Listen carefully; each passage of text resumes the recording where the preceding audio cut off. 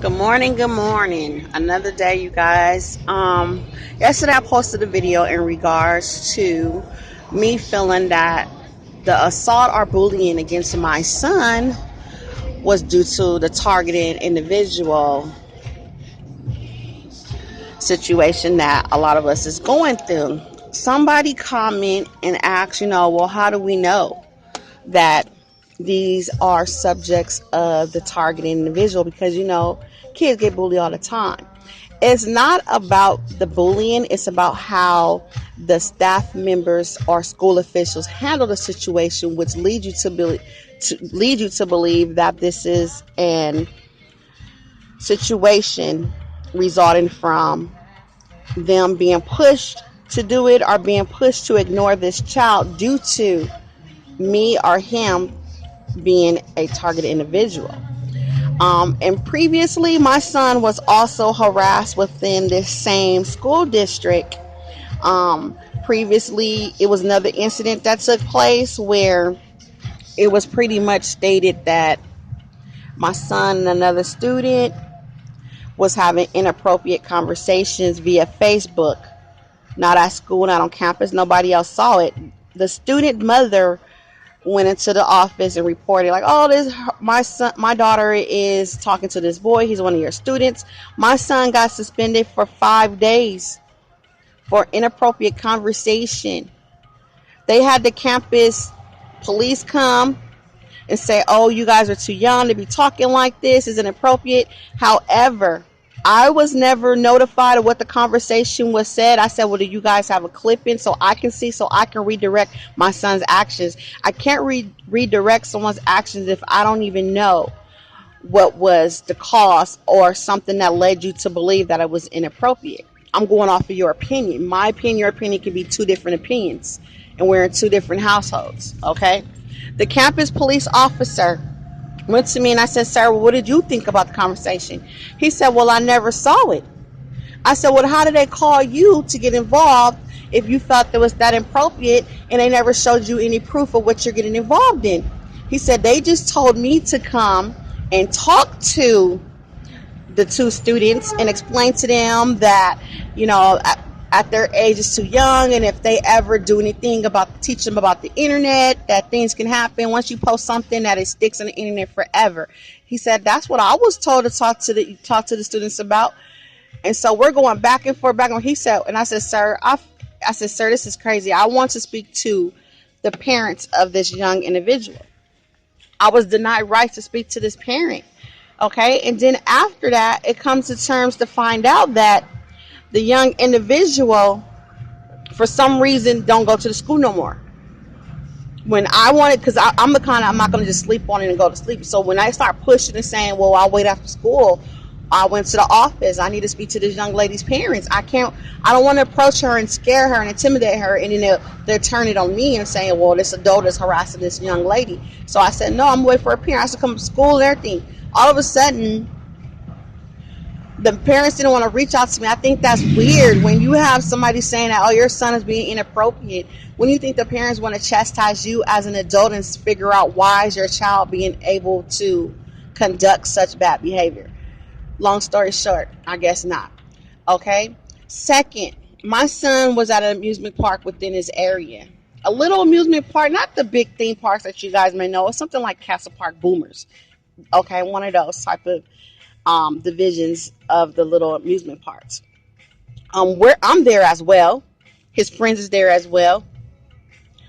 You know how, because my son is 14 years old, you say, okay, well, you guys can go on this ride, and I'm going to take the little ones. We're going to go on this ride, but we're going to have a meeting area. So this is what my son did.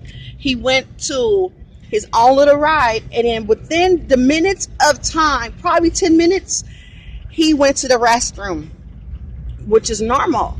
While his friends was in line getting right, he said, I'm going to just go to the restroom real quick. You guys is right here. It's not a big amusement park. Okay. So he goes to use the restroom. All of a sudden, I'm like, where's my son? Where's my son? Come back. The security has my son. The police department is called. And I get involved and I go, what's going on? And they go, oh, Your son, another adult told me that your son assaulted his son. I said, within 10 minutes? He was only gone for 10 minutes. Okay? So the police arrived, and I said, where's the child that they claimed that my son assaulted? Nowhere to be found. The adults that claimed that he assaulted their child, nowhere to be found. Okay, and they're saying a 14-year-old versus a 9-year-old. That my son pushed the boy and was doing all. I'm like, okay. So police officer, does that make sense? I said, can I report? You guys get any names, any phone numbers? No, we didn't even get the person's name. They said they're just gonna leave and get free tickets to come back. If somebody pushed my son and my child is 9 years old and the offender is like way above age, oh, me and that parent gonna have a talk, because it's a problem. I never in my life seen that happen. And then when I went to go to check into it, I went and talked to the staff members, the managers of the park. There's no camera surveillance all of a sudden. Have you ever been to a public amusement park where there's no camera surveillance to back up what these people are saying? So this is why we feel like he's a target. And this is happening to the same child over and over again. Okay? And recently I just told you guys about the incident where he got punched in the face, and the school officials are not handling it the way they're supposed to handle it with any other child. Meaning when my son blacked out, they didn't call 911. Meaning when his nose was busted, they didn't call me and warn me about this injury. They just said there was an altercation at school. That's not an altercation, because my son never physically attacked anybody. He was physically attacked. Okay? And the child that attacked him wrote a statement saying he attacked him on purpose, and the school officials still didn't do anything about it. The little boy was able to walk around campus after the incident happened the day of. I never heard procedures like that, okay? My son had a total of 3 witnesses. Out of the 3 witnesses, 2 of the witnesses are no longer at his school. Now, you tell me that's not a case of targeting individuals. So my case to the person, my question to those out there who's listening and watching, please comment and give advice, because somebody, once again, is skeptical about our posters and think that we're delusional, we're making this up. You can't make this type of stuff up. Anybody that makes a police report is able to get a police report. I can't get a police report on the incident where my son was violated at the amusement park, because the man that stated that my son had assaulted his child, he grabbed my son by the neck and said, you need to come with me. I'm taking you to security. I tell the police, I said, well, maybe this man assaulted my son because he grabbed my son by the neck and made him walk with him to the security, to the point where my son had marks on his skin. I'm African American, however, my kids are biracial, so they're light skinned.